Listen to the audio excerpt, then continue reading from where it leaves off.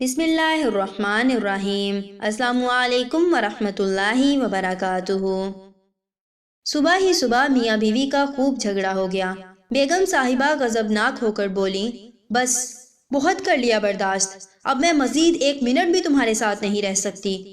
میاں جی بھی طیش میں تھے، بولے، میں بھی تمہاری شکل دیکھ دیکھ کر تنگ آ چکا ہوں، دفتر سے واپس آؤں تو مجھے نظر نہ آنا گھر میں، اٹھاؤ اپنا ٹین ڈبہ اور نکلو یہاں سے۔ میاں جی غصے میں ہی دفتر چلے گئے۔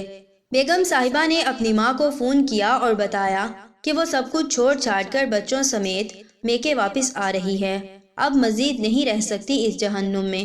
ماں نے کہا، بندے دی پتر بن کے آرام سے وہیں بیٹھ، تیری بڑی بہن بھی اپنے میاں سے لڑ کر آئی تھی اور اسی ضد میں طلاق لے کر بیٹھی ہوئی ہے، اب تو نے وہی ڈرامہ شروع کر دیا ہے، خبردار جو ادھر قدم بھی رکھا تو صلح کر لے میاں سے، اب وہ اتنا برا بھی نہیں ہے۔ ماں نے لال جھنڈی دکھائی تو بیگم صاحبہ کے ہوش ٹھکانے آئے اور وہ پھوٹ پھوٹ کر رو دی۔ جب رو کر تھکی تو دل ہلکا ہو چکا تھا۔ میاں کے ساتھ لڑائی کا سین سوچا تو اپنی بھی کافی غلطیاں نظر آئیں۔ منہ ہاتھ دھو کر فریش ہوئی اور میاں کی پسند کی ڈش بنانی شروع کر دی اور ساتھ اسپیشل کھیر بھی بنا لی۔ سوچا شام کو میاں جی سے معافی مانگ لوں گی، اپنا گھر پھر بھی اپنا ہی ہوتا ہے۔ شام کو میاں جی گھر آئے تو بیگم نے ان کا اچھے طریقے سے استقبال کیا، جیسے صبح کچھ بھی نہ ہوا ہو۔ میاں جی کو بھی خوشگوار حیرت ہوئی۔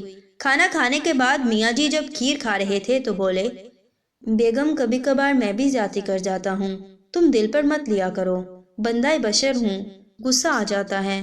میاں جی بیگم کے شکر گزار ہو رہے تھے اور بیگم صاحبہ دل ہی دل میں اپنی ماں کو دعائیں دے رہی تھی، جس کی سختی نے اس کو یو ٹرن لینے پر مجبور کیا تھا، ورنہ تو جذباتی فیصلے نے گھر تباہ کر دینا تھا۔